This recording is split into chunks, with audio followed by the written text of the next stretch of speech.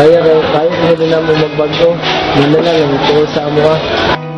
May sinag ng pag-asa hanggat may malasakit sa isa't isa. Sa ulo ng ating mga nagbabagang balita, ilang call center agents kabado sa naging pahayag ng Pangulo tungkol sa Amerika. Pero pagtiyak ng gobyerno, huwag nervyusin ang mga kumpanya ng Amerika.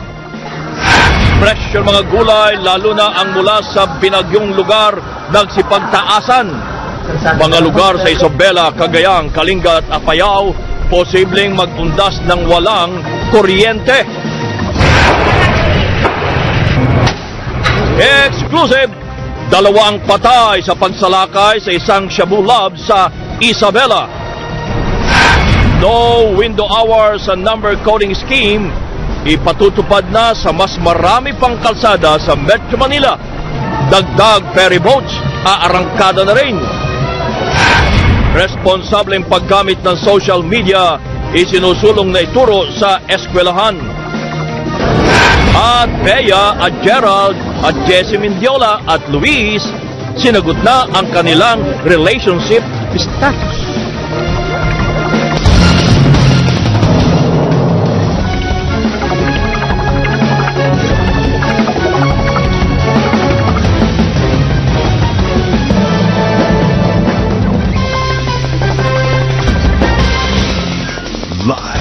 Mula sa ABS-CBN News Center, Manila, ito ang TV Patrol!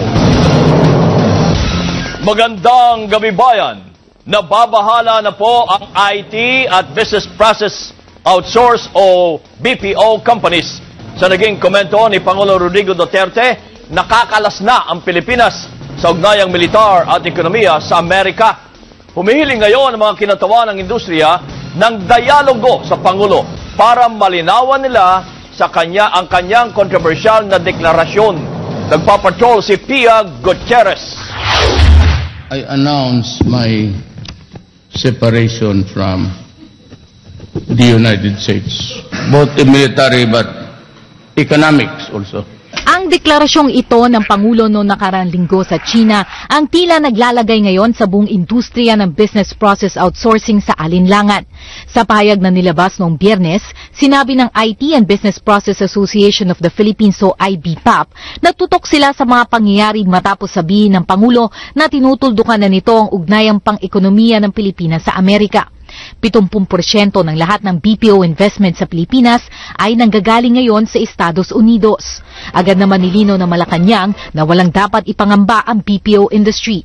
To reassure the industries that the separation is not severance of relationship, of economic ties. Hindi biro ang epekto ng BPO industry sa ekonomiya ng bansa. Ngayon nasa $25 billion ang inaasahang kita na maibibigay nito ngayon lamang 2016. Target din nitong paabutin sa may 1.3 million ang mga empleyado nito bago magtapos ang taon. Ayon sa IBPAP, hindi pa kasama rito ang iba pang mga Pinoy na nabibigyang kabuhayan dahil sa mga BPO company. There are 4 indirect jobs sa bawat isang direct hire namin. No? So that's another 3 million. Ito ang rason kung bakit sinisiguro ngayon ng DTI sa mga BPO company na walang aasang malaking pagbabago at tuloy-tuloy lang ang negosyo dito sa bansa. Wala ko siyang sinasabi ng any change in sa economic policy natin. Sa economic front, investments, trade, tuloy-tuloy ho tayo. Pero sa kabila ng paniniguro ng kanyang gabinete, humihiling ng IBPAP na personal na makausap si Pangulong Duterte para direktang ipaabot ang kanilang mga hiling at saloobin. Nauna nang inamin ng grupo na ninenervyos na ang mga investor sa mga maanghang na birada ng Pangulo laban sa Amerika at European Union. Pia Gutierrez, ABS-CBN News. At nag-aalala rin ang ilang call center agents sa naging pahayag ni Pangulong Duterte laban sa Amerika. Natatakot sila na mag-pull out nga ang mga Amerikanong kumpanya sa Pilipinas at mawalan sila ng trabaho. Nagpapatrol si Jackie Pascual. 6 na taon na nagtatrabaho sa call center si Rachel na breadwinner ng kanyang pamilya. Si Lianza naman 3 taon na sa industriya.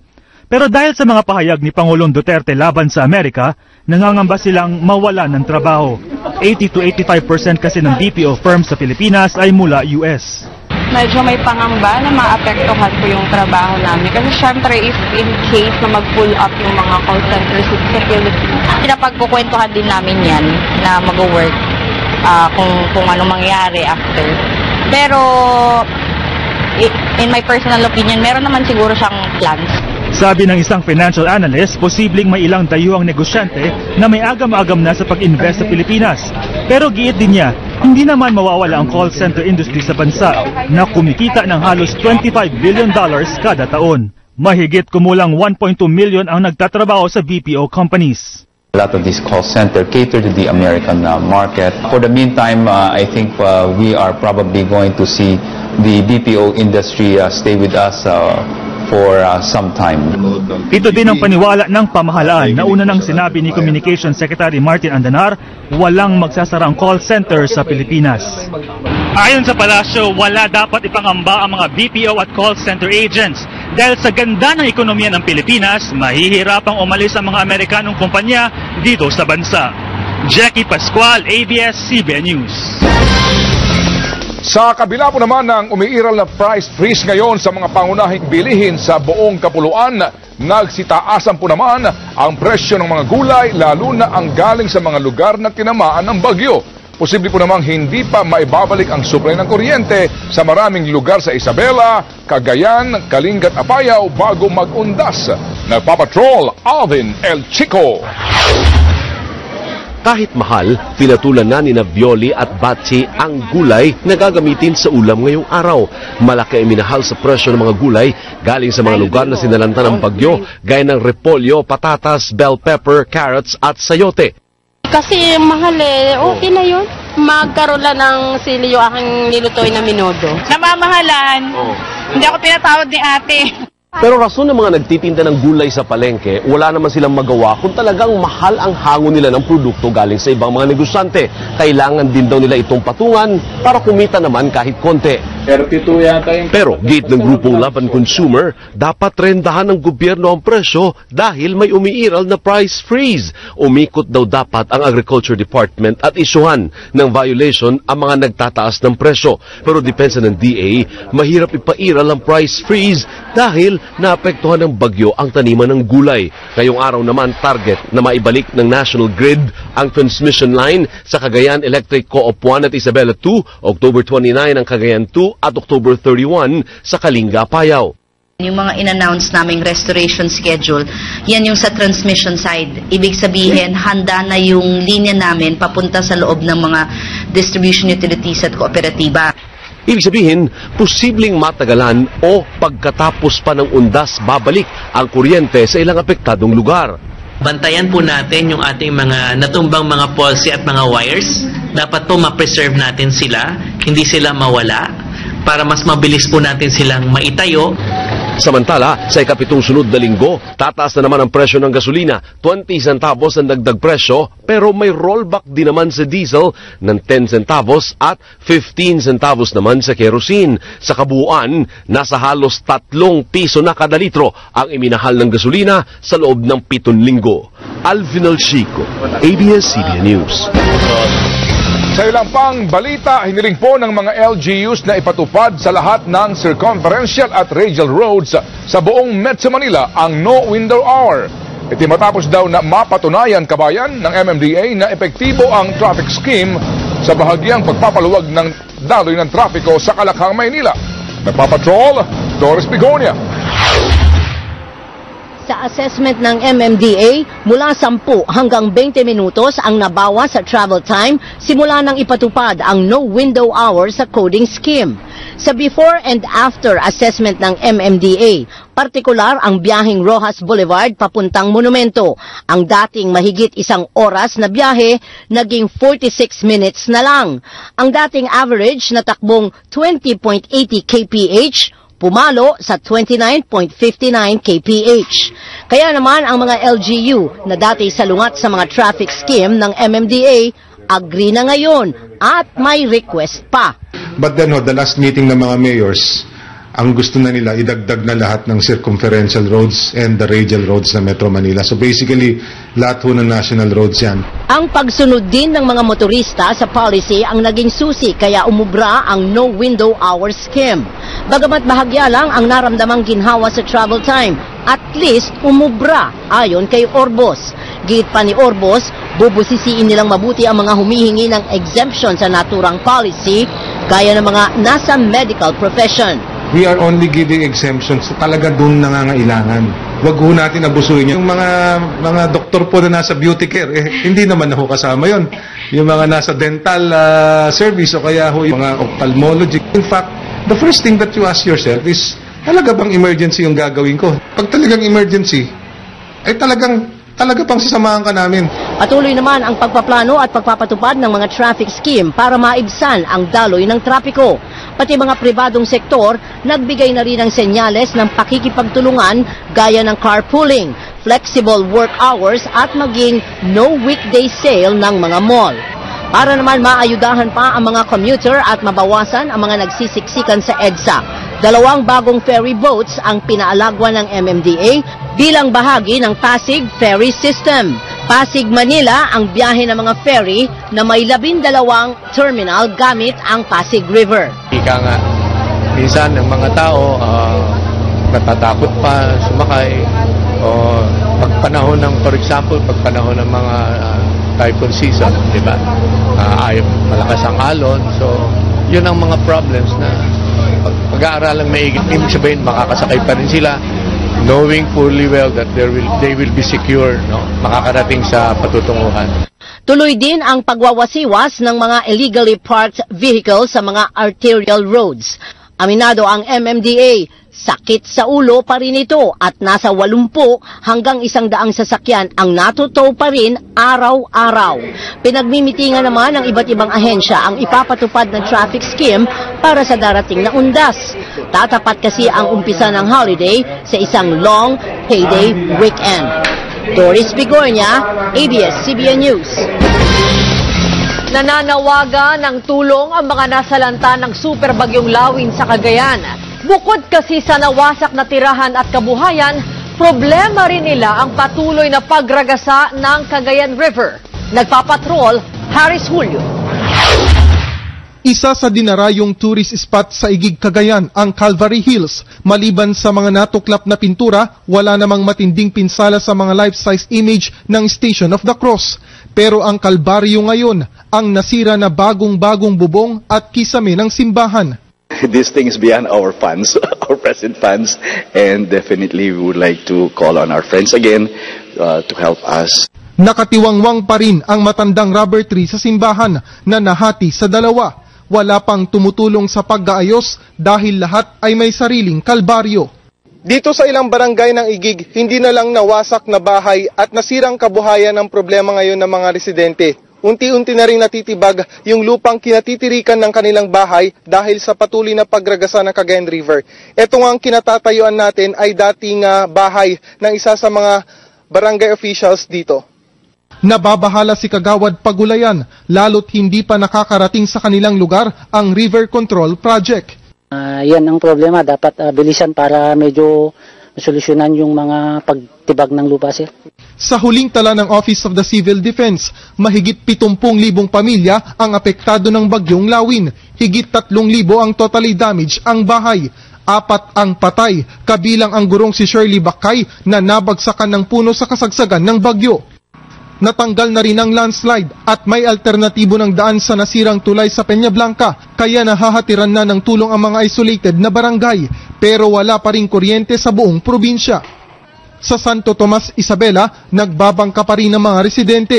Isolated ang kanilang lugar dahil mataas pa rin ang baha. May dumating na relief goods pero problema ng mga residente ang tubig na maiinom. Harris Julio, ABS-CBN News. Namigay ang DSWD at Department of Agriculture ng agarang tulong sa mga nasalanta ng bagyong Lawin. Kabilang dito ang emergency shelter assistance para sa mga nasiraan ng bahay.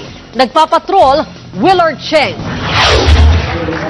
Binisita ni Pangulong Duterte ang Cagayan, Isabela at Ilocos Norte noong weekend para kumustahin ang mga nasalanta ng bagyong Lawin. sinimulang ipamigay ang 5,000 pisong paunang emergency shelter assistance. An initial amount of 5,000 pesos per individual, per household whose houses were damaged. Again, the criteria would be for the poorest of the poor households. Ayon kay Budget Secretary Benjamin Jokno, may 16 billion pesos pa na maaaring pagkunan ng pondo kapag may kalamidad. Inaasahang makakatanggap ng dagdag na tulong ang mga residenteng nasira ang bahay. We are trying to streamline operations now. Siguro mga 2 weeks nakakarating na sa kanila yung ganong kabilis ang DSWD ngayon, no? Opo. So i-identify namin, tapos bibigyan na lang kagad ng tulong, no? Yung sinasabi mga emergency housing. Ayaw nang maulit ng administrasyon ang reklamo na marami ang hindi nakatanggap ng tulong kasunod ng bagyong Yolanda noong 2013. Bagay na inimbestigahan na ng DSWD. Cordillera Region na may pinakamaraming apektadong pamilya na sinundan ng Region 2, 1 at 3. Tuloy pa rin ang pamamahagi ng mga relief goods. Ayon sa DSWD, may mga lugar na isolated pa rin. There are still many areas, isolated areas that have to be reached. We are now particularly concerned with the Kalinga-Apayao areas. Sa agrikultura, umaabot sa 10.2 billion pesos ang halaga ng nasirang pananim at kabuhayan dahil sa magkasunod na bagyong Karen at Lawin. Ayon kay Agriculture Secretary Manny Piñol, nakahanda ang 350 million pesos Quick Response Fund para sa kagyat na tulong, gaya ng pagkain, bigas, binhi at kabuhayan para sa mga apektadong magsasaka, pati bangka at lambat para sa mga mangingisda. Yesterday, it was estimated that we were able to turn over about 100 million worth of immediate assistance. Dahil nasa state of calamity pa rin ang Isabela, handa ang SSS at Pag-ibig na magbigay ng salary loan at calamity relief package para sa mga miyembrong apektado ng kalamidad. May emergency loan window din ng GSIS para sa mga apektadong miyembro at pensioner. Willard Cheng, ABS-CBN News. Samantala, nirelieve at iniimbestigahan ngayon ng NBI ang ilang opisyal ng Department of Foreign Affairs at National Commission on Muslim Filipinos at ilang staff. Lumalabas sa investigasyon na nagsabwatan ang ilang opisyal para pagkakitaan sa pamamagitan ng pagbibigay ng Philippine passport sa mga Indonesian na nag-pilgrimage sa Mecca sa Saudi Arabia. Exclusive, nagpapatrol, Nico Bawa. Mula Agosto hanggang Setyembre, hinarang ng immigration sa airport ang 177 Indonesian na papunta sa Hajj pilgrimage sa Mecca. Natuklasan kasi na nakuha sila ng Philippine passport na nagsasabi mga taga Mindanao sila. Kinasuhan ng NBI Anti-Human Trafficking Division ang 12 Pilipinong sheikh na naningil ng 200,000 pesos kada Indonesian sa paglakad ng kanilang mga papel. Talagang nag-take advantage yung mga tao na responsable sa pagpapadala ng mga Indonesians na ito para pumunta sa Hajj.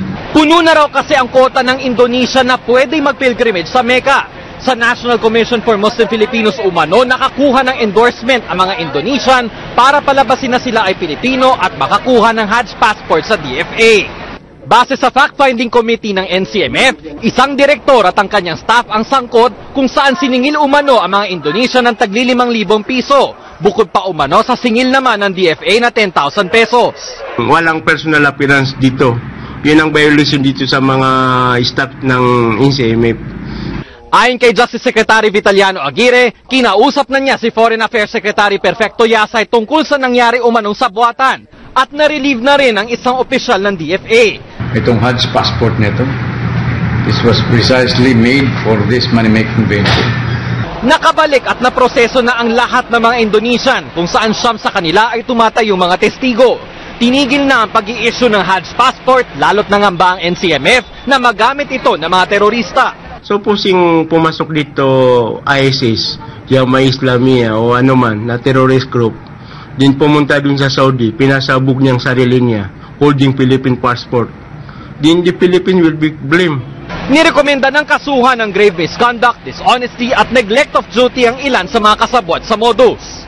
Sa ngayon patuloy ang investigasyon ng NBI sa mga opisyal ng DFA at ng NCMF. tinitignan nila ang posibilidad na masampahan sila ng kasong kriminal.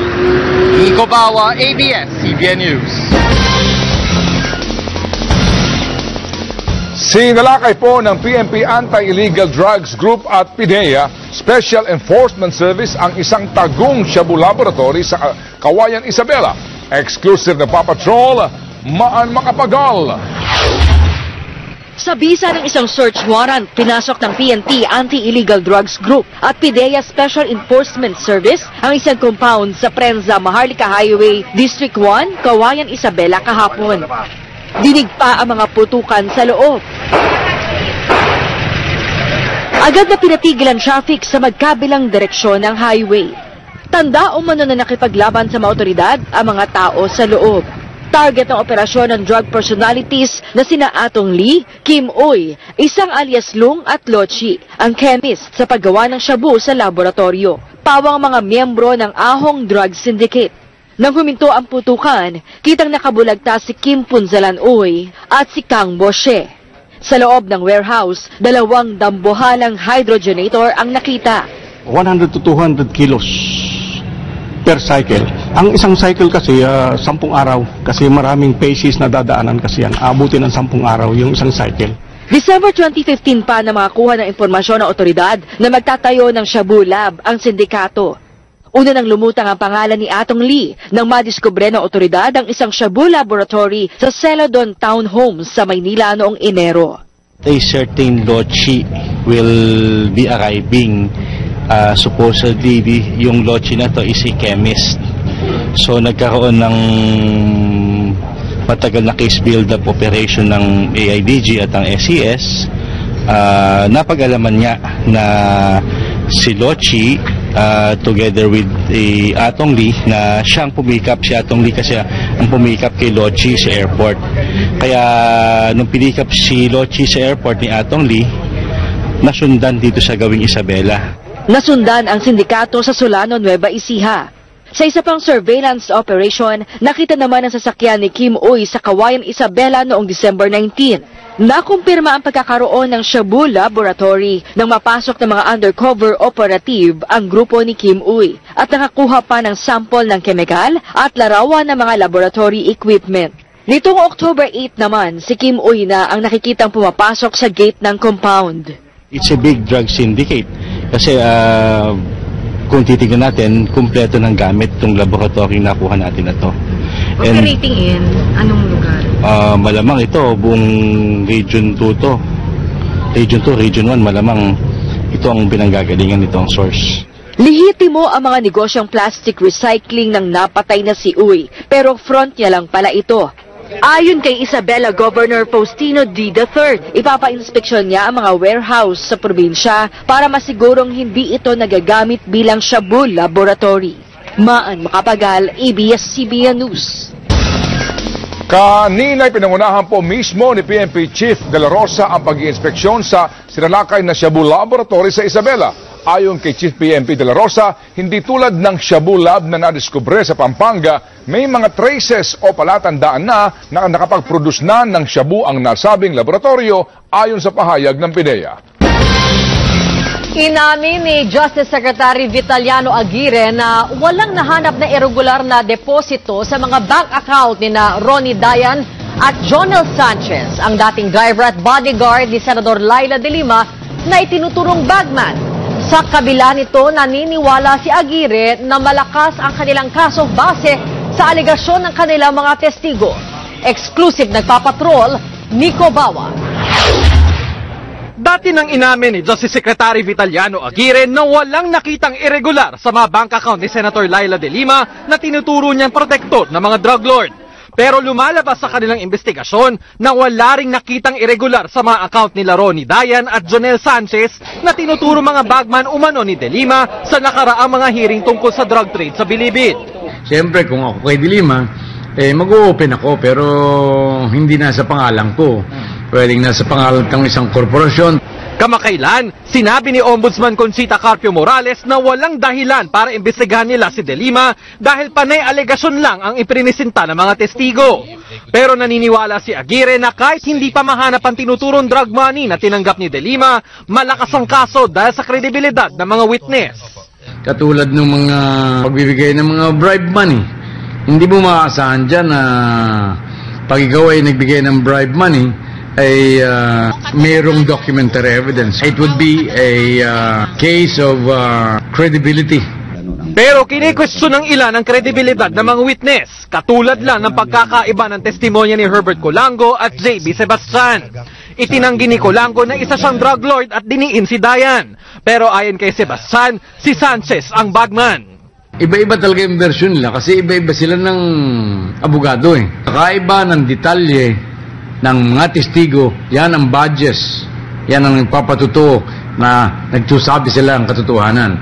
Ayon naman sa NBI, hindi pa nila tukoy kung nasaan si Ronnie Dayan matapos lumabas ang kanyang arrest warrant. Nagkaroon ng haka-hakang nakalabas na siya ng bansa, pero naniniwala ang NBI na nandito pa rin siya sa bansa. Nico Bawa, ABS-CBN News. Natatandaan po ninyo yung architecture student na 18 beses sinaksak. Ay natagpuang patay naman sa loob ng kulungan yung ikalawang suspect sa pagpatay sa architecture student na si Nick Russell Onyo. Nagpapatrol si Jack Batallones. Bumuhos ang emosyon kahapon sa libing ng pinaslang na architecture student na si Nick Russell Onyot. Hindi pa rin matanggap ng pamilya Onyot ang sinapit ng kanilang kaanak na sinaksak ng 18 beses nang hold-upin habang papauwi sa kanilang bahay sa Central Signal, Taguig City. Para sa ama ni Nick, mahirap maibsan ang sakit na nararamdaman nila. Masakit bilang magulang, lalo na lumaki yung bata na nawalang bagabag sa sarili, masayahin, tapos nawala. Sa follow-up operation ng mga pulis, nahuli ang mga suspect na sila Marvin Bernardo at Reynold Clave. Pero napatay si Bernardo matapos mangagaw ng baril. At kagabi, namatay naman sa loob ng kanyang selda si Clave. Was found lifeless by one of the inmates. They sent the victim to the Taguig Pateros District Hospital. Sa inisyal na investigasyon ng PNP, lumalabas na walang foul play sa pagkamatay ni Clave. Maring hindi raw niya nakayanan ng siksikang kondisyon sa loob ng kulungan. Dapat raw kasi nasa 50 lang ang nakakulong. Pero ngayon nasa mahigit 200 na. Gayunman tuloy ang kanilang investigasyon at nirelieve na ang jail officer. As of now, it's natural cause of death. This is not the first time na may namatay dyan because of congestion. Nakarating na rin sa pamilya Onyot ang balitang patay na ang ikalawang suspect pero di nila ito gustong mangyari. Hindi naman kasi ako mapagtanim na galit eh. Yung galit ko ng panghinayang sa anak ko at pumatay pa ako ng 10, hindi naman mabuhay yung anak ko eh.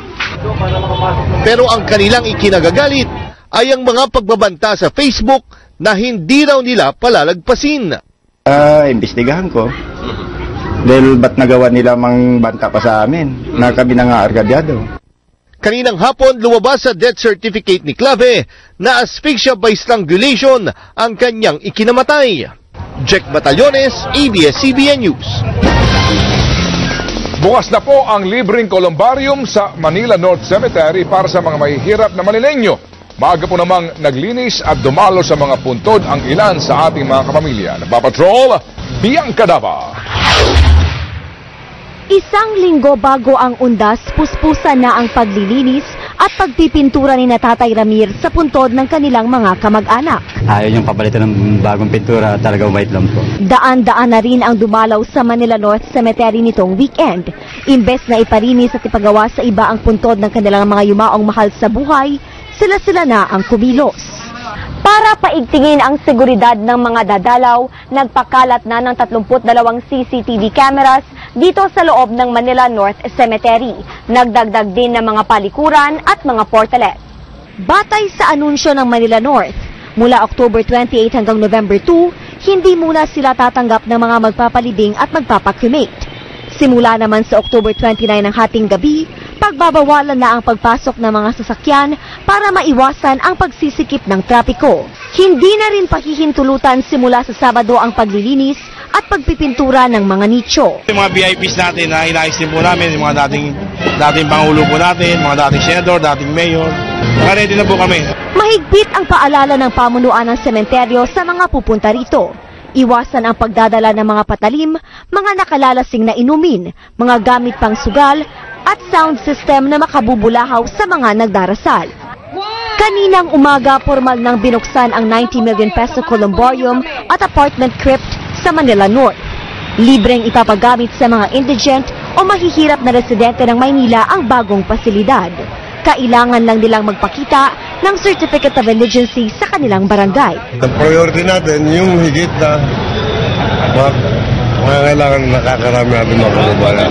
Ang pagpapagawa ng columbarium ang sagot ng lokal na pamahalaan sa patuloy na pagsikip sa Manila North Cemetery. Bianca Dava, ABS-CBN News.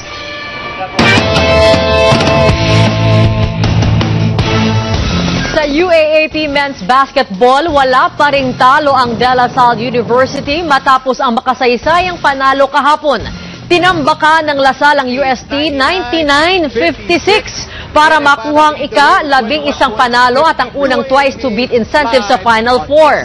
Ang 43 points na lamang ng Archers ang pinakamalaki sa torneo sa nakaraang 13 taon.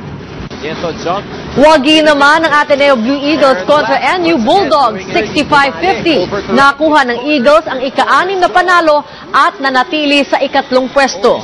Noong Sabado, pinataob naman ng FEU Tamaraws ang UP Fighting Maroons 63-60. Umangat naman sa ika-4 na pwesto ang Adamson Falcons nang manalo sa UE Red Warriors 79-71. Patuloy ang aksyon sa UAAP sa Miyerkules at mapapanood ito ng live sa SNA Channel 23. Sa isang magical night, nagsama-sama ang pinakamagaganda, guwapo at talented na artista ng henerasyon. Pero sino kaya ang fairest of them all? Alamin yan sa report na ito. Stars, Fashion at Love. All-in-one yan sa 10th Star Magic Ball noong Sabado. Espesyal na gabi ito kung saan sa iisang gabi, nagsama-sama ang may 300 hottest stars ng henerasyon. All eyes sa love teams kabilang ang Kathniel, Kimsey, Liz Ken, Dan Rich, Elnela, Tomiho, Macris at iba pa.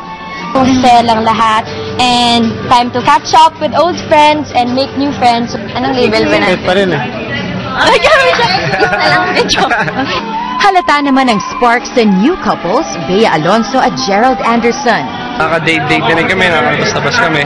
And of course, it's special. Hindi naman namin gagawin ito kundi special. But pati sina Sam Milby at Mary Jasmine. Nice to have a date this year. At Jessie Mendiola at Luis Manzano. Kaya kami hindi na nga. Ayan, kita niyo yung tawa namin. That in itself is we're jolly, we're ecstatic about everything that we have between us right now.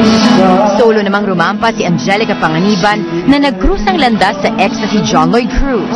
Ang tanong, nagkabalikan kaya sila lalo't spotted silang magkasama kamakailan? Pwede kayo magkaroon ng second chance si John Lloyd? Hindi ko alam. Solo din si Maha Salvador, Shaina Magdayaw, Zandro Marudo, Piolo Pascual at Jody Santamaria. Binigyan naman ng Style Award si John Lloyd Cruz at Star Magic icon si Jericho Rosales. Couple of the Night sina Diego Loizaga at Sofia Andres. At Stars of the Night sina Miss Charo Santos at ABS-CBN Chairman Gabby Lopez. Pero ang pinakakuminang ang best dressed na sina Zandro Marudo at Liza Soberano sa kanyang Michael Cinco gown. I'm just happy that we all get together and get to have fun with all the other artists. Hindi lang ito isang engrandeng gabi kundi masayang pagkakataon para mag-reunion ang Star Magic artists. Responsableng paggamit sa social media, tinutulak na may turo sa mga eskwelahan. At 3 ininalang sangkot sa droga patay sa bypass operation sa Caloocan City. Isa pa patay rin sa Quezon City. Nagbabaga mga balita sa pagbabalik ng TV Patrol. kanyang anak na si Mark Anthony Fernandez sa arraignment ng kaso ng aktor sa Angeles City, Pampanga. Nagpapatrol, Gracie Rutaw. Bago pa mag-alas 9 ng umaga, nasa loob na ng Angeles City Justice Hall ang kampo ng aktor na si Mark Anthony Fernandez para sa arraignment sa Municipal Trial Court, Branch 1. Pero wala pang kalahating oras, lumabas na ang inang si Alma Moreno kasamang live-in partner ni Mark. Sa likod ng Justice Hall naman inilabas ang aktor. Meron setting arraignment. Kailan po? November 21. Tumagal naman ng 2 oras si Alma sa Pampanga Provincial Jail para makasama ang anak. How was Mark? Kumusta na po siya? Pumayat? Ganun pa rin. Naka-recover na, ma'am. Adjusting talaga. Nag-adjust. Ang arraignment ni Mark Anthony ay para sa kasong violation of simple disobedience on operation of checkpoints nang mahuli noong Oktubre 3 si Mark Anthony at nakuha umano ang 1 kilo ng marijuana mula sa kanyang minamanehong sasakyan. Gracie Rutaw, ABS-CBN News, Pampanga. Patay ang 3 hininalang sangkot sa pagtutulak at paggamit ng droga sa isang bypass operation sa Caloocan City. At patay din ang isang sinasabing pusher matapos naman pagbabarlin ng mga hindi pa nakikilalang suspect sa Quezon City. Nagpapatrol si Kevin Manalo.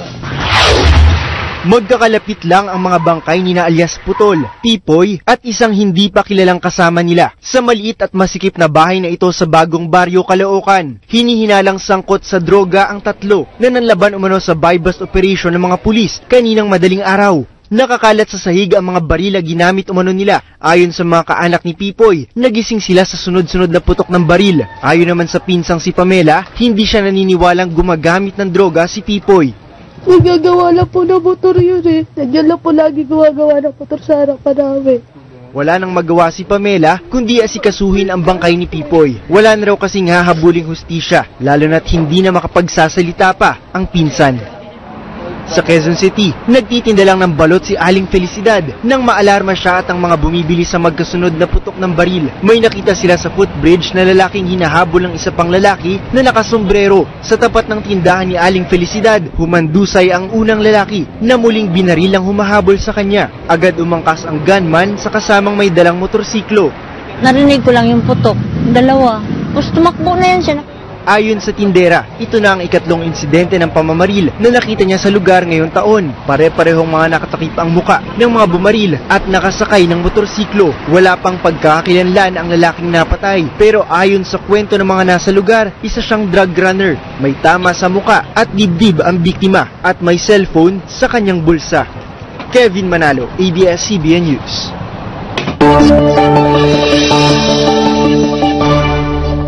At ito naman ang lagay ng panahon para bukas. Kapamilya, magiging maaliwalas at mainit ang panahon sa malaking bahagi po ng Luzon bukas dahil sa ridge of high pressure area. Magandang balita po yan para sa mga kapamilya natin sa Northern at Central Luzon na nasalanta ng Bagyong Karen at Bagyong Lawin. Pero mag-ingat din po sa matinding init lalo na sa Ilocos Region kung saan posibleng umabot sa 40 degrees Celsius ang heat index o init na mararamdaman. At para naman sa mga kapamilya natin sa Bicol Region, mataas ang chance na isolated thunderstorms bukas o yung sandaling buhos ng ulan sa hapon. 80% chance of rain sa Daet, Legazpi 50%, Birac 80% at Naga 50% chance of rain. At dito sa Metro Manila, tignan po natin, mainit at mababa ang chance ng pag-ulan bukas. Bukas po ay 20% chance of rain, Wednesday 20%, 50% pagdating po ng Thursday. Mainit po ang tanghali sa 39 degrees Celsius o 40 degrees Celsius heat index. Maalinsangan din ang panahon sa Visayas at Mindanao dahil sa easterlies o mainit na hangin nang gagaling po sa dagat Pasipiko. Pero may chance pa rin ng isolated thunderstorms. Konting tiis na lang sa kapamilya natin dahil ayon po sa Pag-asa, posibleng magsimula na ang amihan season ngayong linggo. Ito yung pag-iral ng malamig at tuyong hangin nang gagaling po sa Siberia. Good news din dahil ayon sa forecast ng Pag-asa at ng The Weather Company, mababa ang tsansang may mabubuo o papasok na sama ng panahon sa loob ng Philippine Area of Responsibility sa darating na linggo. Yan po ang lagay ng panahon. Lagi nating tatandaan, ang buhay ay weather lang. Susunod, mga estudyante target na maturuan sa responsableng paggamit sa social media. At ikalawang C-130 na binili sa Amerika formal nang tinanggap ng Air Force. US Ambassador Goldberg may hirit sa mga pahayag ni Pangulong Duterte. Ang lahat ng yan sa pagbabalik ng TV Patrol.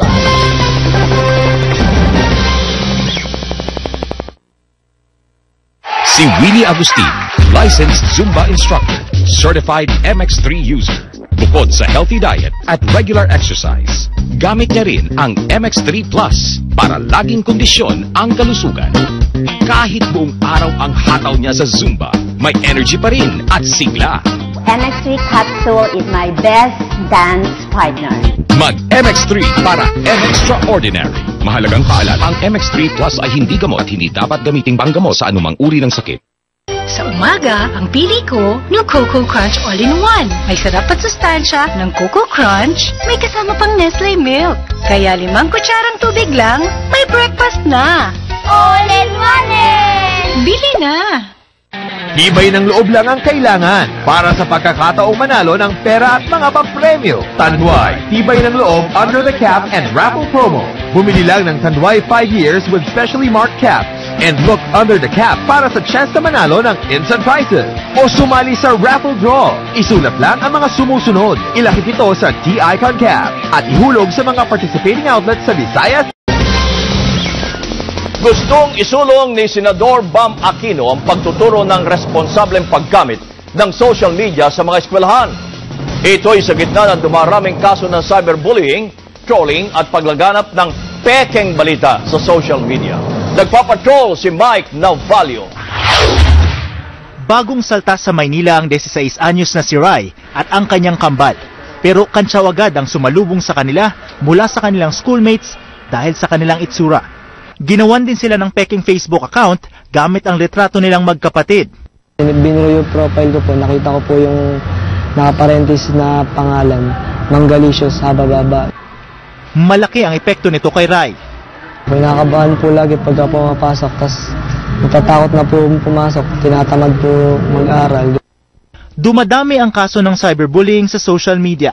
Bukod dito, uso rin ang trolling o pang-iinis na kadalas ay nauuwi sa away. At lumalaganap din ang peking impormasyon. Gaya ng larawang ito na ibinibida ang maayos na packaging system ng DSWD na dahil daw sa kasalukuyang administrasyon. Pero napatunayang noong 1 taon pa ito ipinatupad. Kamakailan, nagalit si Senador Dick Gordon nang malamang maling impormasyon ang sinumite ng National Intelligence Coordinating Agency sa Senado. Base pala ito sa isang satirical site. Si Senate Education Committee Chair Bam Aquino gustong paigtingin ang pagtuturo ng responsableng paggamit ng social media sa mga eskwelahan. We've seen so much trolling, cyberbullying, a lot of hate speech also. That's a worldwide problem. Hindi lang naman problema sa Pilipinas. Kasalukuyang itinuturo ang media literacy sa K-11 at K-12 bilang bahagi ng K-12 program pero pahapyaw lamang ito. Bago po sila mag-share ng iba't ibang information sa social media, so kailangan po muna nilang isipin kung totoo po ba ito, kung mapagkakatiwalaan po ba yung source na pinagkuhanan nila. Para sa ilang eksperto, kailangang angkop ang itinuturo sa lengguwahe na mga gusto nitong abutin. Pero sa huli, tamang asal ang dapat ituro.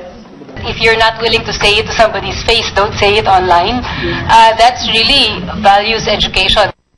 Pangamba nila, kapag hindi naagapan, may masamang epekto sa mga kabataan ang mga negatibong komento at peking impormasyon na nakikita nila sa social media. Devastating. The self-worth of the child can really be damaged by even one line that they will see, and it get worse if they won't tell Papa or Mama that somebody is doing this to me and they keep it to themselves. Ayaw po namin ng away. Then sinasabi po kasi ng tatay namin na huwag niyong papansinin yung mga ganyan. Mas matapang yung hindi lumalaban. Dagdag pa ng mga eksperto, kailangan din ng gabay ng mga magulang sa mga ganitong usapin. Mike Navalio, ABS-CBN News. Personal na nakipagpulong si U.S. Assistant Secretary of State Daniel Russell kay Foreign Affairs Secretary Perfecto Yasay Jr. para makipaglinawan kung anong klaseng relasyon sa Amerika ang gustong tumbukin ni Pangulong Duterte. Nagpapatrol, Sherry Ann Torres. Inabot ng halos 1 oras ang pulong ni US Assistant Secretary of State for East Asian Affairs Daniel Russell at Foreign Affairs Secretary Perfecto Yasay Jr. Pinagpaliwanag ng Amerika ang Pilipinas sa ibig sabihin ni Pangulong Duterte na kumakalas na ang bansa sa Estados Unidos. I told them that it was intended simply for the Philippines, for the Filipino mindset to separate themselves from that paradigm of dependency and subservience to foreign interests. Tiniyak din ni Yasay kay Russell na hindi puputulin ng Pilipinas ang diplomatic ties nito sa US. It has nothing to do with breaking any relationship with the United States or breaking diplomatic ties. We continue to work towards strengthening our ties with the United States. Pero si Russell ipinamukha sa Pilipinas ang tila pagtatapon nito ng malalim ng relasyon sa US, gayong hindi naman anya kailangang mamili ng kakaibiganin. It's a mistake to think that improved relations between Manila and Beijing somehow come at the expense of the United States. Ipinarating din ni Russell kay Yasay ang masamang epekto ng serye ng mga kontrobersyal at maaanghang na pahayag ng Pangulo, lalo na sa pagsagot sa mga puna sa kanyang all-out drug war policy. The succession of controversial statements and comments and a real climate of uncertainty about the Philippines' intentions has created consternation in a number of countries, not only in mine. I have not come up with that kind of a discussion with Secretary Russell. I know that what we've discussed about is that there is a continuing need for us to make sure that we get to talk to each other. Gayunman ang Malacanang na ang sumagot kay Russell. It's not a new line. It's something that the US and the Western alignment have referred to again and again. However, the President already has made his position clear regarding that there is no state-sanctioned policy regarding these alleged extrajudicial killings. Si dating Senador Serge Osmeña, winarningan na si Pangulong Duterte na baka mapatalsik siya sa pwesto dahil sa atras-abanting estilo ng pamumuno at tila laging paghahamon ng gulo. In the bigger sense, the more enemies you make, the more your chances of being ousted. Kasi galit sa'yo. So all of you will get together one of these days. Giit ni San Beda Law School Dean Father Ranhilio Aquino, delikado at nakalilito ang mga pahayag ng Pangulo na hihiwalay na siya sa Amerika. No matter how you interpret that, it's very clear that what you mean is separation. Ang gobyerno naman ng Estados Unidos tiniyak pa rin ang patuloy na suporta sa Pilipinas. Sharian Torres, ABS-CBN News. Samantala, taliwas po sa mga galit na tirada ni Pangulong Digong kontra Amerika, puro pasalamat po naman ang pinadama ng pamunuan ng Philippine Air Force at ng Defense Department sa pamahalaan po ng Amerika. Ito sa pag-turnover sa Air Force ang pangalawang C-130 plane na binili ng Pilipinas sa Amerika sa mas murang halaga. Nagpapatrol, Shara Zambrano. Formal na tinanggap ng Philippine Air Force ang pangalawa nitong C-130 na nabili mula sa pamahalaan ng Estados Unidos. Refurbished ito, ibig sabihin ay second hand at inayos para sumapat sa pangangailangan ng gagamit. 1.6 billion pesos ang binayad ng Administrasyong Aquino noong 2015 para makabili ng dalawa. Sa turnover ceremony, panauhin si US Ambassador Philip Goldberg, isa sa madalas batikusin ng Pangulong Duterte. Pero kanina, puro pasasalamat ang narinig niya. This indeed reaffirms the strong partnership between our two countries who share same democratic values. Si Defense Secretary Delfin Lorenzana, inalala na lang ang dami ng mga gamit na nakuha ng Pilipinas mula sa US sa mga nakalipas na dekada. We are thankful, Mr. Ambassador, for this acquisition from the United States of America, and hopefully that we can work more for the transfer or acquisition of more assets from the United States, not only aircraft but also ships. Sa talumpati ni Goldberg, pinansin niya ang mga pagbabagong naganap sa pagitan ng dalawang bansa. Pero pinaalala niya sa publiko ang kagandahan ng nabuong pagtutulungan ng Amerika at Pilipinas. Gaya na lang ng hating paggastos nito sa pagbili ng C-130. It was just 6 months ago when your first C-130 Tango aircraft was blessed at this same venue. Quite a bit has happened since then, quite a bit has changed since then, but one thing hasn't changed, and that is that the United States' commitment to the Philippines and the people of the Philippines remains as strong as ever. Pagkatapos ng seremonya, muling humarap sa media si Goldberg. It's clear that many of the things that have been said are inconsistent with friendship and an alliance. And so we are trying to sort out exactly what that means in policy terms, what that means in terms to discuss it in a very constructive way. Karapatan din aniya ng Pilipinas na makipagkaibigan sa bansang napupusuan ito, gaya halimbawa ng China. We don't believe, for example, that because you want better relations with other countries, that it's a zero-sum game, and that the United States, which is an old friend and ally of the Philippines, needs to be put aside in the process. Ito na ang huling linggo ni Goldberg bilang ambassador ng US sa Pilipinas. Shara Zambrano, ABS-CBN News. At abangan pagbisita ni Pangulong Duterte sa Tokyo, sentro na ngayon ng Japanese media coverage. At kuya, may regalo ngayong Halloween sa fans ng PBB sa pagbabalik ng TV Patrol. Nagprotesta sa harap ng Camp Crame ang mga militante kanina para kondinahin ang marahas na dispersal ng mga pulis sa rally nila noon sa US Embassy ng nakaraang linggo. Nagpapatrol si Jerome Lantin. Nag-alay ng manok ang mga militanteng lumad sa tapat ng Camp Crame kaninang umaga para kondinahin ang marahas sa dispersal ng mga pulis sa kanilang mga kasama sa harap ng US Embassy nitong Miyerkules. Nagsama-sama ang may 400 mga lumad at moro sa rally kanina. Kabilang si Pia Malayaw, isa sa mga sinagasaan ng mobil. Swerteng hindi siya nabalian pero aabutin pa raw ng 3 linggo bago siya gumaling. Mahigit 40 po ang nasaktan at nasugatan dahil sa pangyayaring iyon. Hiling nila, papanagutin ng mga pulis na nakasagupan ng kanilang hanay. Ikulong si Pedroso, ikulong si Ko, ikulong ang lahat ng sangkot sa marahas na dispersal, hindi ang mga katutubo.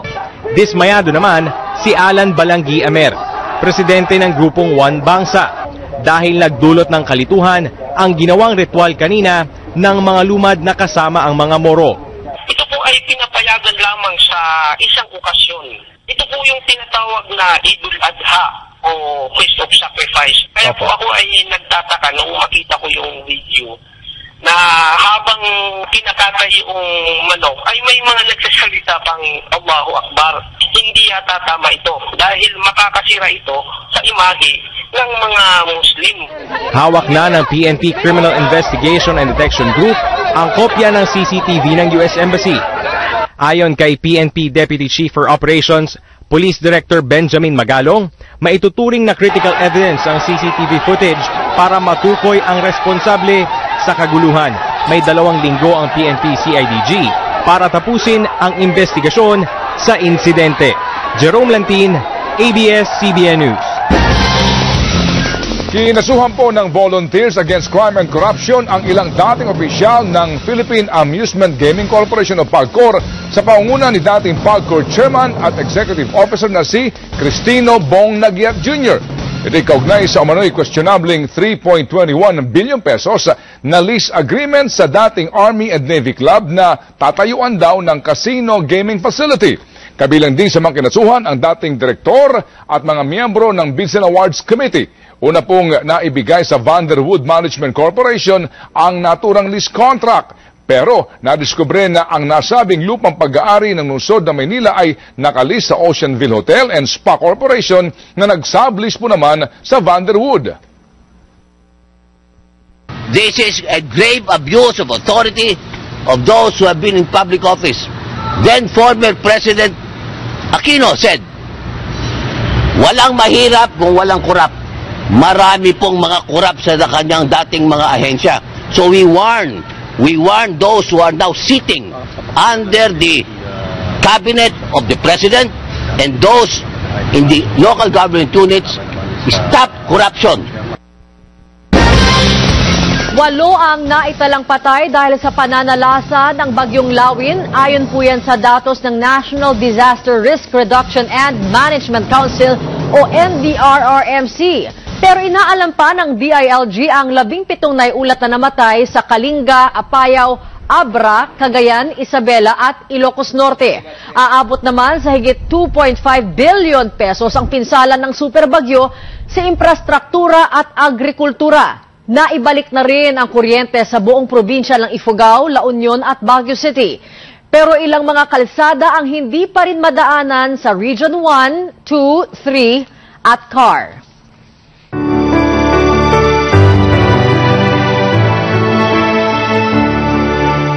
Pinuntahan po ng inyong lingkod kapamilya ang Tumawini at Cabagan, Isabela na lubhang naapektuhan din ng bagyo. Problemado po ang mga residente dahil hindi na nila mapapakinabangan ang kanilang nasirang maisan. Narito po ang ating report. Tirik na ang araw sa Isabela matapos ang ngit-ngit ng superbagyong Lawin.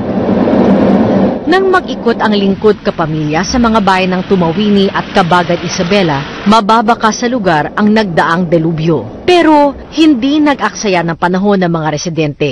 Kinokolekta ang pwedeng maisalba at inaayos muli ang kanilang tirahan. Kanya-kanyang kwento ang mga residente ng takot na naramdaman nila noong bumagyo. Kami ng tani kasi wala kaming sa bubong. Kaupo kami buong gabi. Wala kaming pagkain.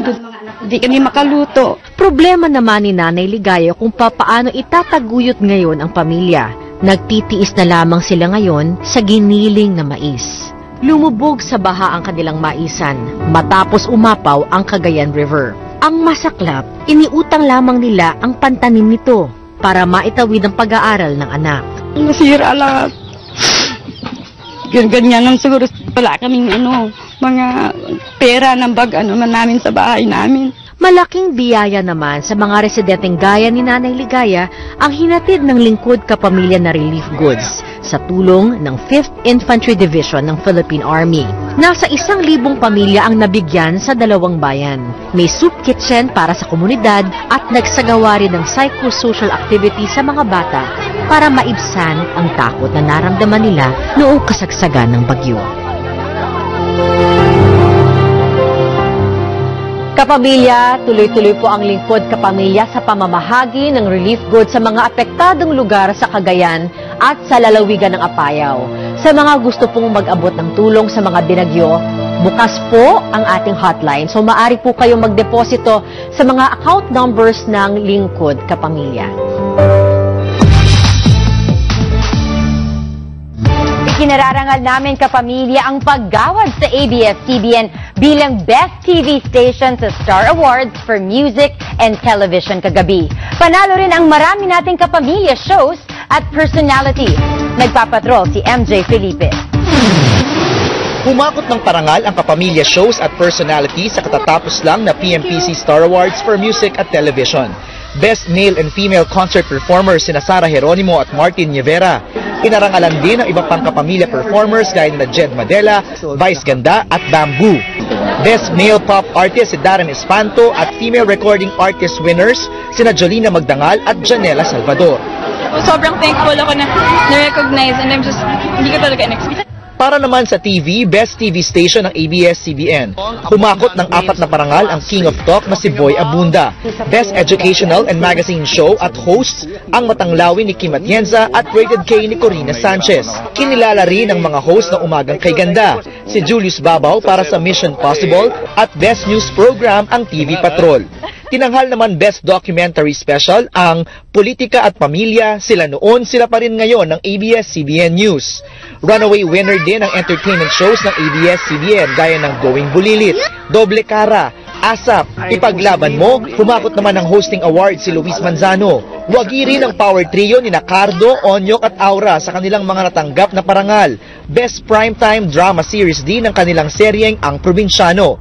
Ito ang first award ni Aura mula nang sumabak sa showbiz 6 na buwan ang nakakalipas. Sobrang saya po, and ito pong award na to ay inaalay ko po sa pamilya ko and sinishare ko po kay Kuya Coco kasi po siya yung nagtulong sa akin. Dahil sa award, mas inspirado raw ngayon si Aura sa kanyang ginagawang movie kasama si Vice Ganda at Coco Martin. MJ Felipe, ABS-CBN News. Regalo ni Kuya sa fans ng PBB ngayong Holy Week. Sa aming pagbabalik. Matapos ang pagbisita sa Brunei at China, magtutungo naman bukas sa Japan si Pangulong Rodrigo Duterte para po sa 3 araw na official visit. Inaasahang hihingi ng paglilinaw ang Japan sa naging pahayag ni Pangulong Duterte na hihiwalay na siya sa Amerika. Nagpapatrol, Christian Esguerra. Usap-usapan ngayon na nakatakdang pagbisita ni Pangulong Rodrigo Duterte dito sa Tokyo mula Martes. 60 taon na nakalilipas mula ng formal na maitatag ang ugnayan ng Pilipinas at Japan. Pero isa sa mga dahilan nito, ang sunod-sunod na banat ni Duterte sa Estados Unidos. Nakaalyado rin ng Japan. Mr. Obama, you can go to hell. Kaya naman inaasahan ng paliwanag ni Duterte kung talagang iiwanan na niya ang US at kakampi na sa China. Nakakompetensya naman ng Japan. In this venue, I announce my separation from the United States. Miyerkules naka-schedule ang private meeting ni Duterte at Prime Minister Shinzo Abe. Ayon sa isang source ng ABS-CBN, nagpahayag na ang Japan na gusto mismo marinig ni Abe ang paglilinaw mula kay Duterte. Japan will want clarification as to Philippine intentions with respect to the United States because especially on the security side, that affects Japan greatly. Apektado kasi ang Japan sakali magkalamat nga ang alyansang Estados Unidos at Pilipinas. Kasama ang Japan sa alyansang ito na nagsisilbisa ng pangontra sa lumalawak na impluwensya ng China dito sa rehiyon. Kaya naman humingi ng paliwanag o klarifikasyon ng Japan. Pero ang tanong, makukuha kaya nila ito sa mismong bibig ni Pangulong Duterte? Christian Esguerra, ABS-CBN News, Tokyo.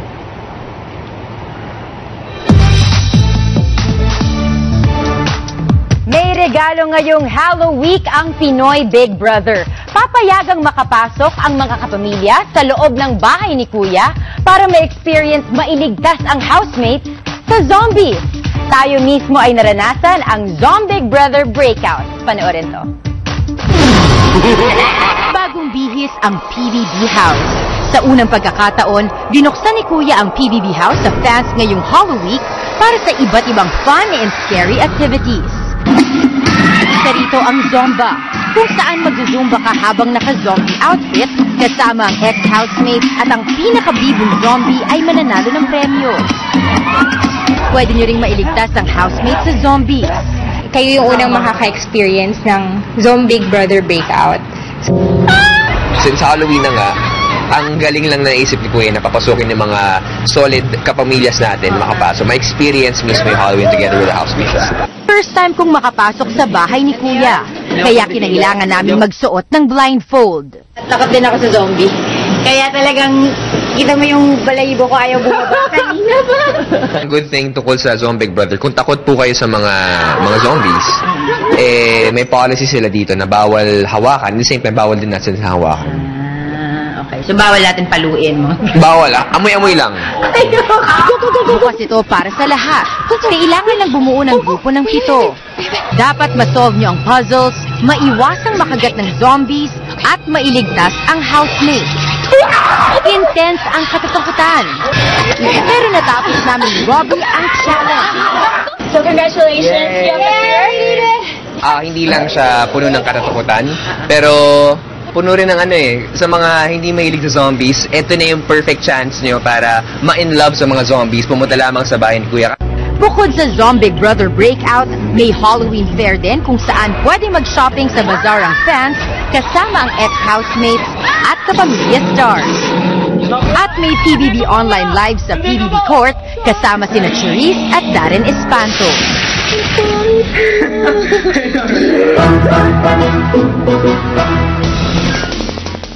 Hindi pa rin po humuhupa ang hangover ng Barangay Ginebra sa pagiging kampiyon muli ng kanilang iniidolong team sa PBA.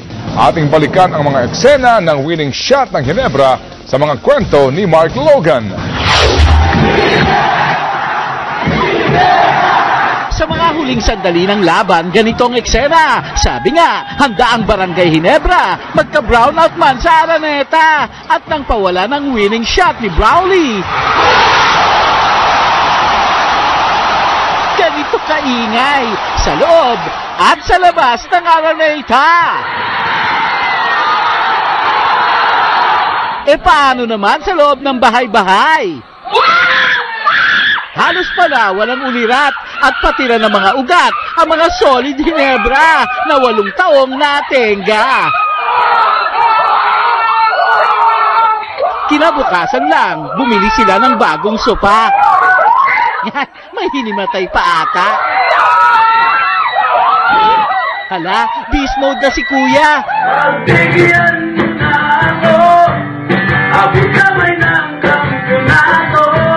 At muli ang bagong version ng awitin ni Gary Granada.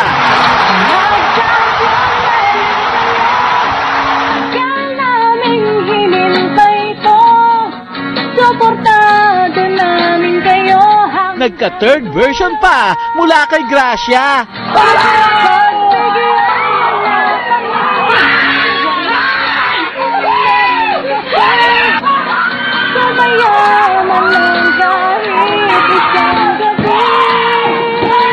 Tipikal na pamilyang Pinoy, ang pamatay na shoot, di mababayaran ang kasiyahang dulot. Kuya, saan nakakabili ng tsinelas na may TV?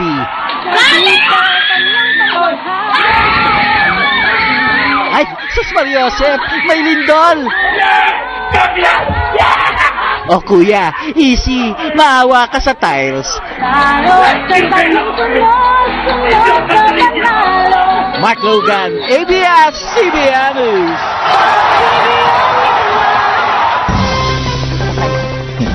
May hangover pa. Babawi kami ni Kuya Ted. Meral ko. At yan ang mga balitang nakalap sa mas malawak. Kukuryentehin namin kayo. Patrol. Di ba ano yung Kuya? Ha? Miss Universe Pageant pinapanood? Hindi, yung sa Big Brother. Yung Zomba. Zombie na hinahabol ni Gretchen. O kapamilya, etong malapit na. 62 days na lamang, Pasko na. Sa ating malasakit sa isa't isa, maihahatid natin ang pag-asa.